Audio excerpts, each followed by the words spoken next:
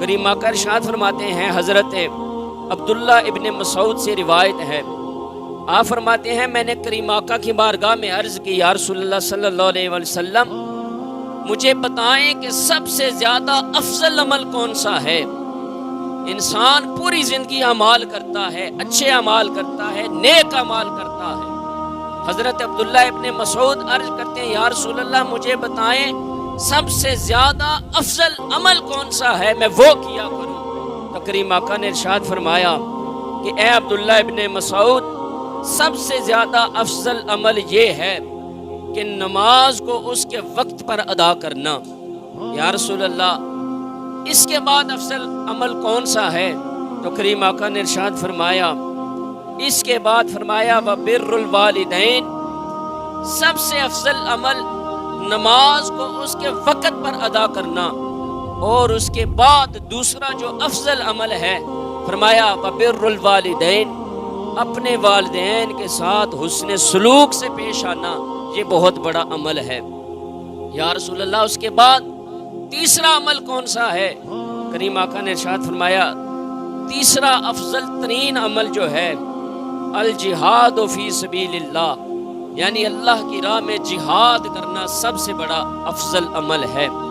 پہلا فرمایا کہ اللہ کی عبادت یعنی نماز ادا کرنا، دوسرا فرمایا والدین کے ساتھ حسن سلوک، یعنی ادھر آیت کریمہ میں اللہ فرما رہا ہے میری عبادت کرو، میرے ساتھ کسی کو شریک نہ ٹھہراؤ، اور والدین کے ساتھ حسن سلوک کرو۔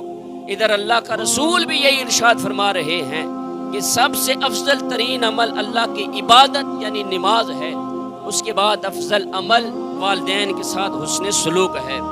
پھر حضرت صحابی عرض کرتے ہیں، یا رسول اللہ ایک اور روایت میں کریم آقا کی بارگاہ میں عرض کیا، یا رسول اللہ افضل اعمال تو آپ نے بتا دیے، اب وہ عمل بتائیں جو اللہ کو سب سے زیادہ ناپسند ہیں۔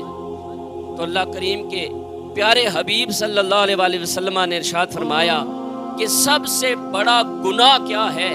وہ یہ ہے کہ اللہ کے ساتھ کسی کو شریک ٹھہرانا۔ سب سے بڑا افضل گناہ یہ ہے، بڑا گناہ یہ ہے کہ اللہ کی عبادت میں کسی کو شریک ٹھہرانا۔ یا رسول اللہ اس کے بعد بڑا گناہ کون سا ہے؟ کریم آقا نے فرمایا وَعُقُوقُ الْوَالِدَيْن، والدین کی نافرمانی کرنا سب سے بڑا گناہ ہے۔ یعنی اگر اچھے اعمال میں دیکھا جائے سب سے افضل عمل اللہ کی عبادت، اس کے بعد والدین سے حسن سلوک سب سے افضل عمل ہے۔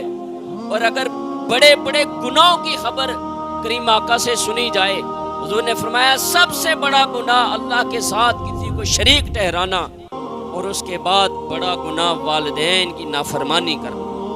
میرے دوستو، اس آیت کریمہ اور اس حدیث مبارکہ سے جو بات سامنے آتی ہے وہ یہی ہے کہ اگر اللہ نے والدین جیسی نعمت آپ کو دی ہے، ان کی خدمت کریں، ان سے دعائیں لیا کریں، ان کی نافرمانی سے بچیں، کیونکہ ان کی خدمت جس طرح سب سے افضل عمل ہے، اسی طرح ان کی نافرمانی سب سے بڑا گناہ ہے۔